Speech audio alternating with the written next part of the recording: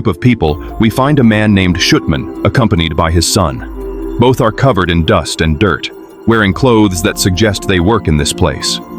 The son discusses a co-worker who recently had a job-related accident.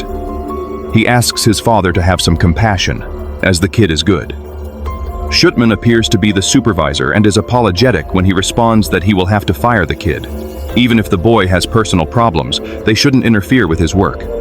The son appears sad and pleads with Shutman to give the kid a second chance, as he knows the boy is good. The father sighs and tells his son that they will discuss it later, then walks away.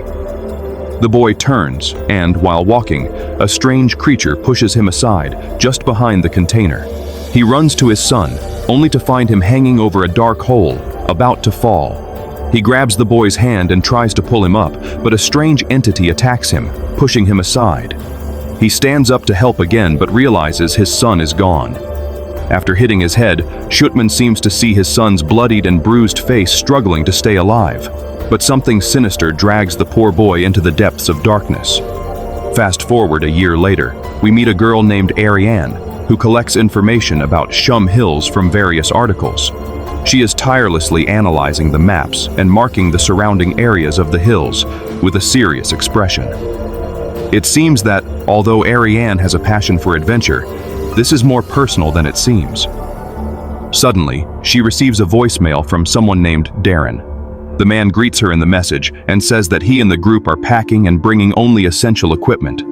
After saying they will meet her tomorrow, the voicemail ends. It turns out there is a group of 4 people planning a journey to Shum Hills, one of them being Darren along with his friends. As the call ends, Ariane takes some photos and marks them with names and information, starting with Darren. It becomes clear that she has done a background check on these people and is carefully keeping track of whom she will travel with to Shum Hills. Our protagonist reveals herself to be a very careful and shrewd woman. She takes another photo and looks at it nostalgically. The photo appears to be an image of her childhood with her father. The next day, Ariane heads to Shum Hills with the team. The group includes a scientist named Darren and his crew, including Sean, Terry, and James.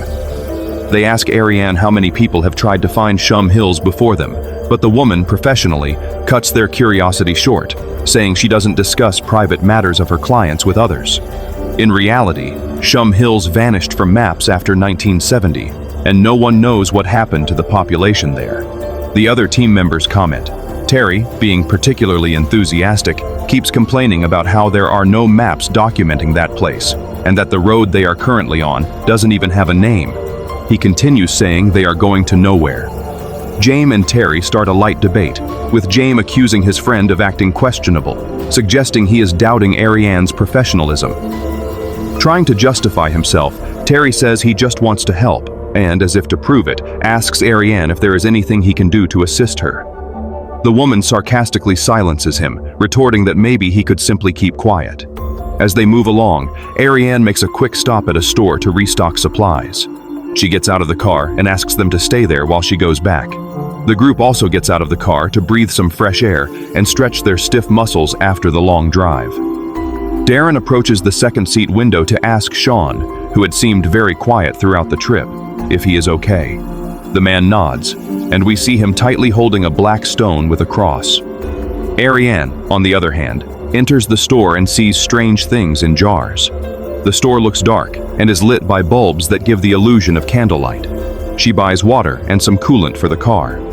Then, Ariane asks about the route to Shum Hills.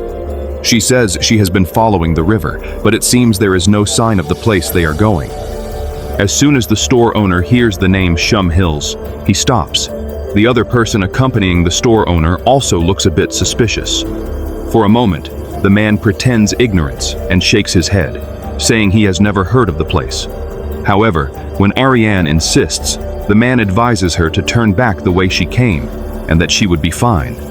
His tone carries a hint of warning, as if the place Ariane wishes to reach is not safe for her.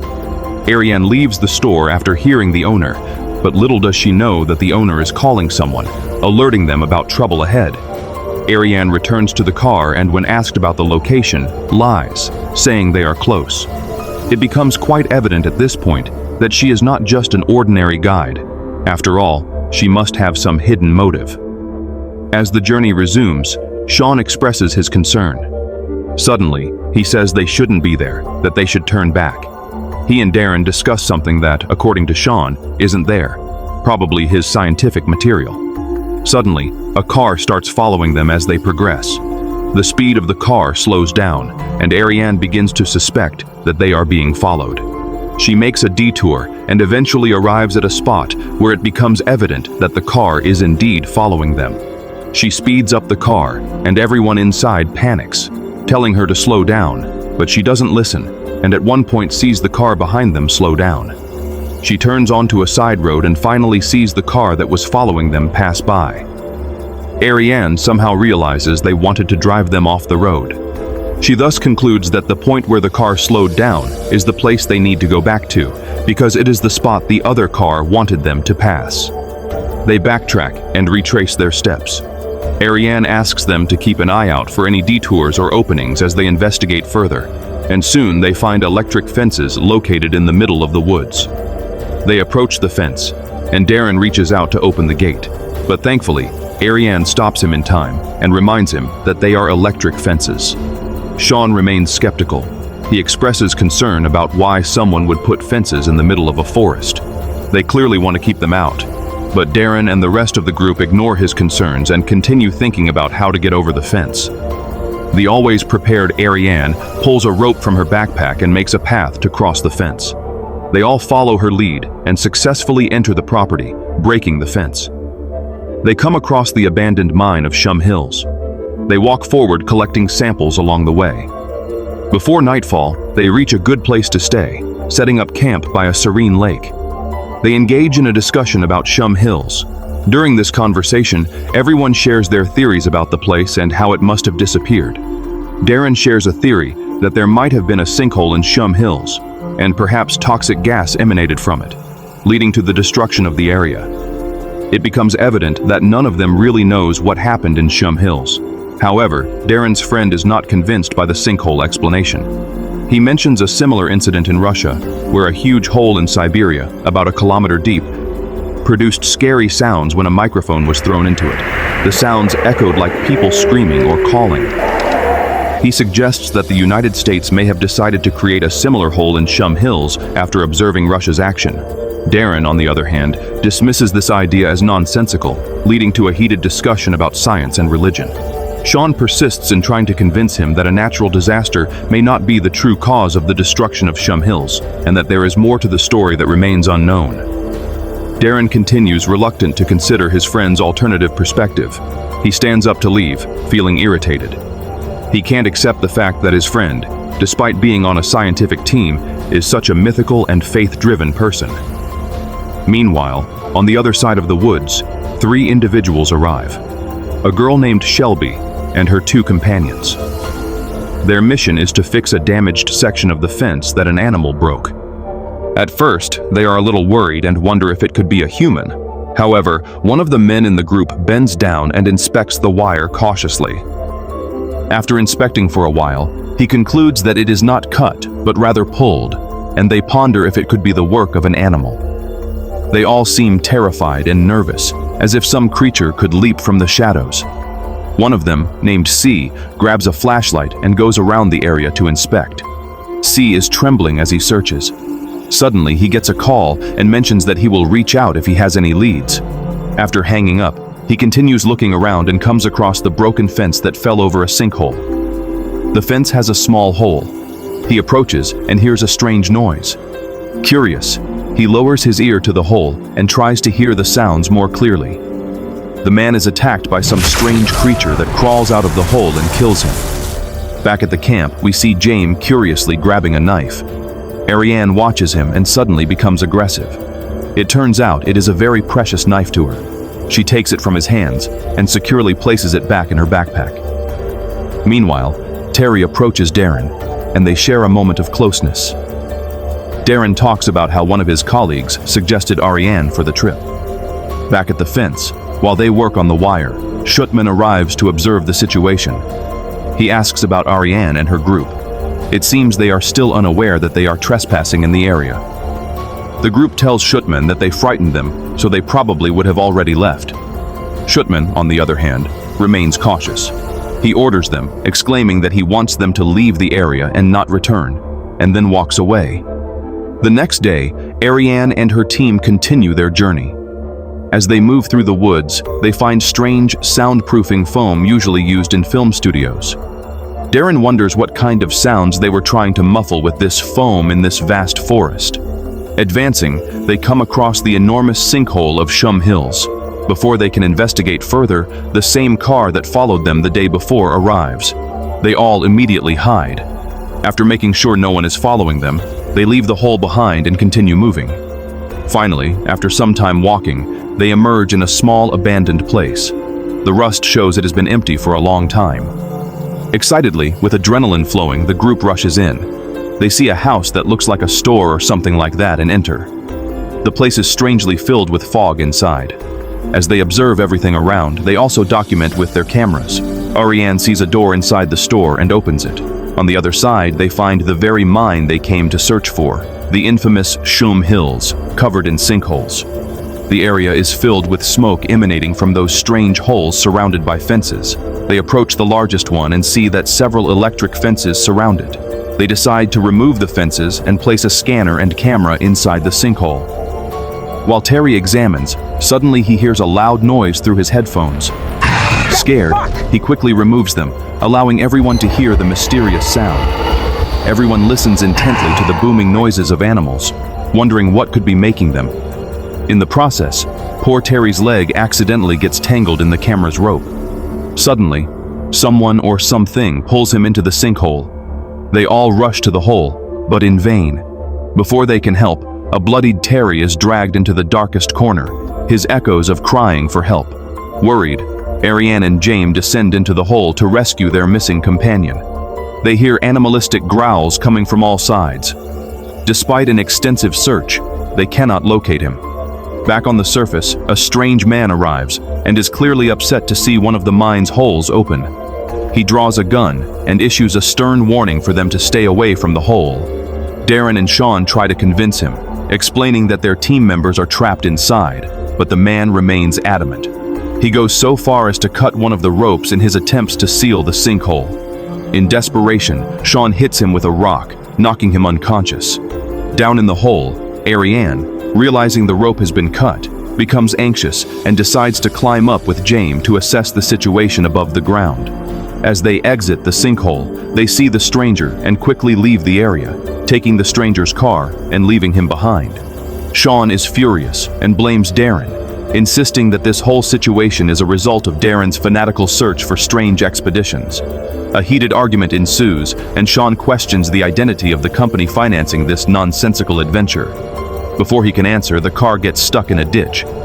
Ariane suggests they continue on foot, emphasizing the urgency of reaching the fence before night falls. Back in the mine yard, the stranger regains consciousness and sees that it is almost night. He gets up and realizes the car is gone. The man quickly calls back to his station and informs his team of the situation. Shortly thereafter, a strange creature attacks the poor man and drags him away. On the other side, the group cautiously proceeds. Suddenly, a terrifying scream from a creature pierces the darkness. Terrified, they decide to turn off their flashlights and use night vision for fear of being detected as they slowly advance. Out of nowhere, the creature launches an attack, quickly capturing Sean, while Ariane, Darren, and James manage to escape, and their luck increases when they come across a truck offering a ride in the eerie darkness. Unfortunately, Sean didn't make it out. The truck arrives at Shutman's base with the remaining 3 survivors. They follow the man to a room and a woman orders them to sit quietly there. Ariane observes the place and sees papers with strange photos of creatures pinned to the wall. There is also a picture of Derek Shutman's son. Moments later, Shutman arrives in the room. Shelby tells him about Con and Dale, the person whose car the group stole. Upon hearing his name, Darren remembers that he was one of the founders of the mining company, indicating his deep connection to Shum Hills. When questioned by the old man, he responds that all of this was in the past, and now he is just a person guarding the area. When Darren asks the old man, he replies that he protects people like him. Ariane, intrigued by the mysteries surrounding Shum Hills, seeks clarification from Shutman. Shutman acknowledges that the perceptions of the place vary widely among different people. Some see it as a sinister hole, while others consider it a purgatory. Before the explanation can continue, Shelby receives a message on the radio, and they hear that the monsters have spread across the area. Shelby, anxious to find the opened sinkhole mentioned by Ariane, aggressively seeks information about its location from Darren. Shutman tells them to go quickly and seal the sinkhole before it's too late. Everyone leaves the room except Shutman. As they depart, Shelby's companion communicates over the radio, warning that the creatures are present around and they must avoid advancing any further. In a brave act, Elroy sacrifices himself to divert the creatures' attention, allowing the group to hide in a house. Inside the house, Shelby provides valuable information about the creatures. She explains that these creatures are attracted to noise and have strange tentacles that can paralyze people upon touch. So whatever happens, they should never let these creatures capture them. As she speaks, the creatures launch an attack, forcing the group to flee into the underground tunnel of the adjacent room as a form of escape. In the middle of the tunnel, Shelby decides to separate from the group to serve as a distraction for the creatures. Ariane, Darren, and James continue on, but it's not long before they encounter the threatening creatures again. In a desperate attempt to defend themselves, James tries to use a grenade, but one of the creatures intercepts it and throws the grenade back at him. The explosion leaves the poor man wounded and paralyzed, and the creature takes him away. Now, only Ariane and Darren remain, the last survivors. Overwhelmed by the loss of their companions, Darren falls to the ground, tormented by guilt, and confesses to Ariane that a private company gained control of the Shum Hills mine, and they were drawn by the promise of substantial reward. Essentially, he came here in search of money, both because he is the proud warrior of science. Despite the grim situation, Ariane continues alone, but not before promising Darren that she will come back to rescue him. The scene shifts to Shutman, who is near the fence with his team on the opposite side, prepared to face the group of beasts trying to cross it. As the fence collapses, Shutman orders his team to open fire on the creatures. Meanwhile, we see fearful Ariane, who is still moving, desperately trying to flee from the creatures. She exits the tunnel and hides upon hearing their ominous sounds, but eventually cautiously emerges, thinking they have left. Suddenly, the creature ambushes her, taking her as a prisoner. Sometime later, Ariane regains consciousness in a strange boat, not understanding what is happening and what is in front of her. She is in the boat steered by the creature and accompanied by the lifeless body of Shelby. The creature's appearance is terrifying, and it guides the boat to its destination. Upon seeing her, the monster strikes her and leaves her unconscious again. A few hours later, she regains her senses and reunites with Darren and Sean. She looks fearfully at the monstrous creature that is undoubtedly the queen, and wonders what kind of thing that could be. Sean somehow has an answer to that question. He explains that these rare creatures reproduce and colonize similarly to ants. While providing this information, another creature arrives and captures him, dragging him to its queen. Without much ceremony, the queen creature devours Sean. Subsequently, Ariane is brought before the queen, but before the queen can harm her, Ariane manages to place a grenade in its mouth. Taking advantage of the opportunity, she escapes with Darren. As for the queen, she collapses. They eventually reach the sinkhole, which they had previously breached.